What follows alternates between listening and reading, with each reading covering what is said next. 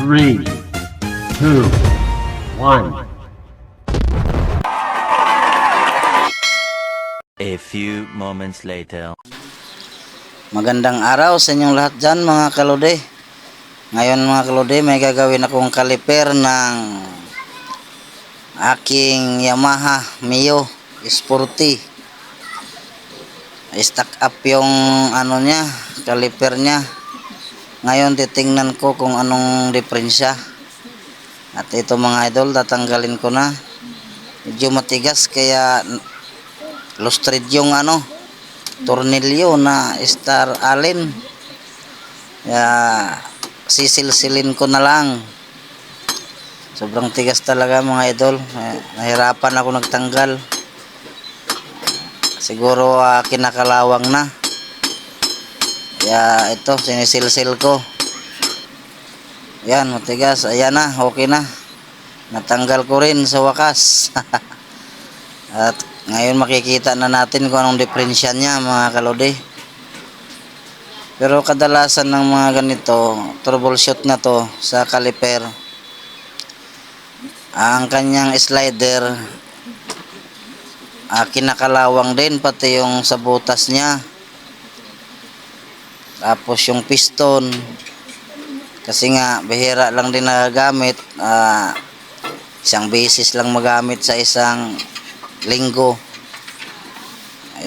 Siguro nag-i-stack up. Ngayon bubuksan ko, titingnan ko ngayon kung alin ba dyan ang may dahilan bakit siya nag-stack up. Hindi naikot yung gulong ko mga kalode. Hirap na hirap ako magpatakbo niyan. Inakyat ko ng bundok. Ngayon may pagkakataon na aayusin ko. Ngayon lang din nagkakaroon ng panahon,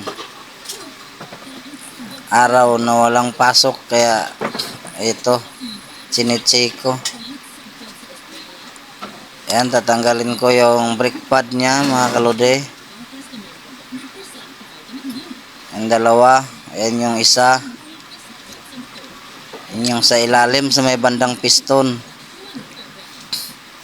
Tapos ayan mga kalode, nakita ko na kinakalawang yung piston niya. Pero medyo okay pa naman, kaya ang posibleng may dahilan yung slider niya. Yan yung guma niya. Pagka pala mga kalode, yung replacement na caliper, ay yung sa kabilang butas, yung rubber yan lang yung nandyan. Tapos sa kabila kailangan mong linisin. Kumbaga ang nagdidiin lang ng preno niya talaga mga kalode, yung piston lang. Naka-steady lang yung kabilang brake pad sa bandang loob, may banda. Kaya ngayon nililiha ko yung butas ng lilihain ko ngayon yung butas ng caliper sa may slider. Ganun lang mga kalode. Tapos kuha ka ng liha, bilogin mo lang, pasok mo lang dyan. Yung mapino lang, 1,000 na liha yung ginagamit ko para hindi magasgas yung loob niya masyado. Tapos lilihain mo rin yung slider niya kasi kinakalawa nga mga idol. Ayan, ganun lang pagliha, easy lang. Pakiramdam, nakita nyo na wala ng kalawang, saka nyo na ikabit muli. Ganun lang. Tapos linis, punasan, para magiging smooth yung resulta niya. Lagyan ng langis. Lagyan ko ng langis mga idol. Lagyan. Tapos lagyan ko rin ng kunting grasa para swabe yung pressure niya, mag-smooth. Ay mga kalode, lagyan ko rin ng grasa yung butas niya.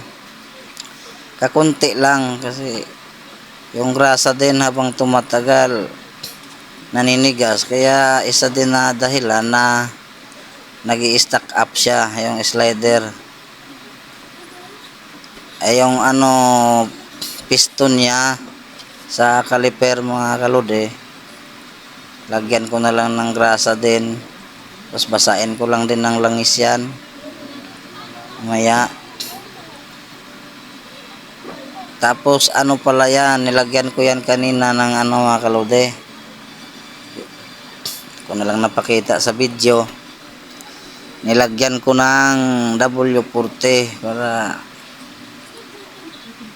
matanggal naman yung mga kalawang na matitigas na.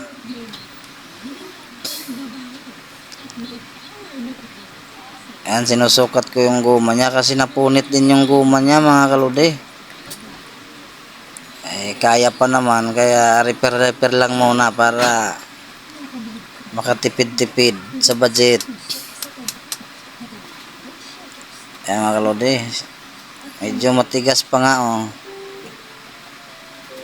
pero ayan, okay na yan, malambot na naman saka nalinis ko na rin ng mabuti yan mga idol.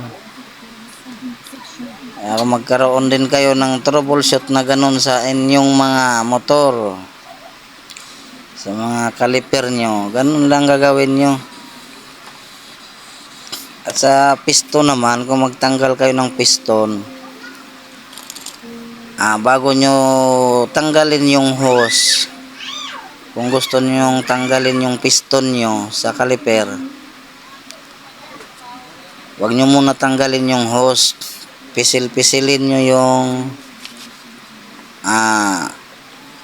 handle nyo sa brake para lalabas yung piston. Ganun lang pagtanggal sa piston mga idol, para hindi kayo mahirapan. Sa akin ito ngayon, ayan testing ko kung malambot pa ba yung piston. Ayan sinisikwat ko, malambot pa naman, ibig sabihin okay pa to.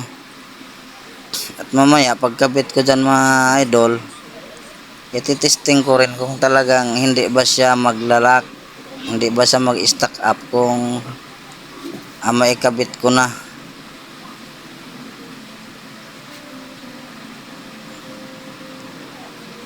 Yan, tinitingnan ko pa mga kalode, bakit medyo kinakalawang yung bandang taas, baka nadama yung loob. Kaya mamaya pagkabit ko, susubukan ko, baka hindi na rin siya babalik at stack up talaga. Anuhin ko yan, lilihain ko yung piston kung hindi na talaga kaya.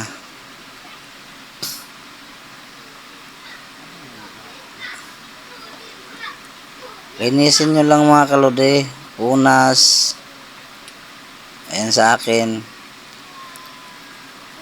Tapos brasan ko, linisin ko talaga ng ginamit ko dyan, langis. Hindi na ako nagamit ng gas na panglinis, kasi magaspang ang resulta ng gas kaya langis ginagamit ko dyan.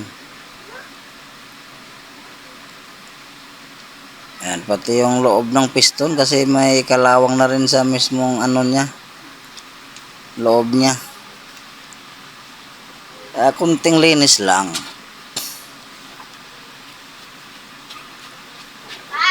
Kung magkaroon din kayo ng ganong mga troubleshoot mga kalode, siguraduhin nyo lang na malinis ng mabuti yung nyo, caliper. At ito kakabit na natin mga kalode. Testing ko yan kung gaano ba katigas talaga yung piston niya, kung kaya pa ba. At pala mga kalode, sa pag balik nyo ng hose nyo. May proseso dyan paano maibalik yung pressure ng hangin dyan sa caliper. Pagka dyan mga kalode, pag nagkabit kayo o naubusan ng brake fluid o magpalit kayo ng brake fluid mga kalode, ibumba-bumba, pisil-pisilin nyo muna yung handle nyo sa taas sa preno dyan. Pisil-pisilin nyo, maganda kung maraming pisil-pisil para makapasok na yung brake fluid sa hose nyo, pati sa caliper mapuno na rin sa brake fluid. Tapos pisilin nyo yung mga kalode, yung handle nyo sa handbrake, pisilin nyo, tapos buksan nyo yung anong pangalan yan, yung maliit dyan sa caliper na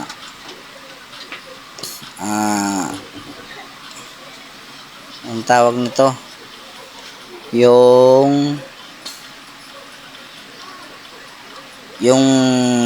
bleeding tawag niyan, may pangalan yan mga kalode, nakalimutan ko lang Pag nagbi-bleeding kayo dyan ng brake fluid, pisilin nyo yung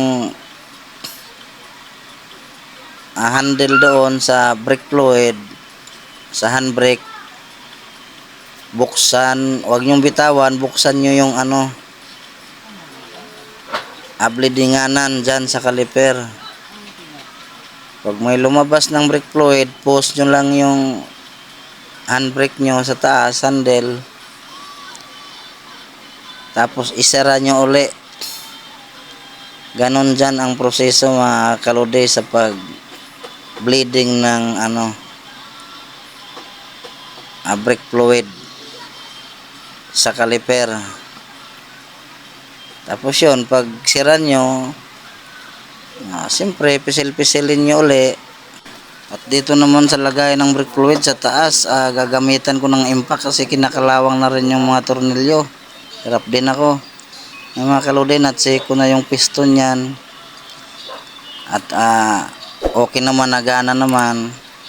Mga kalode, ayun na mga kalode, tapos na, okay na, gumagana.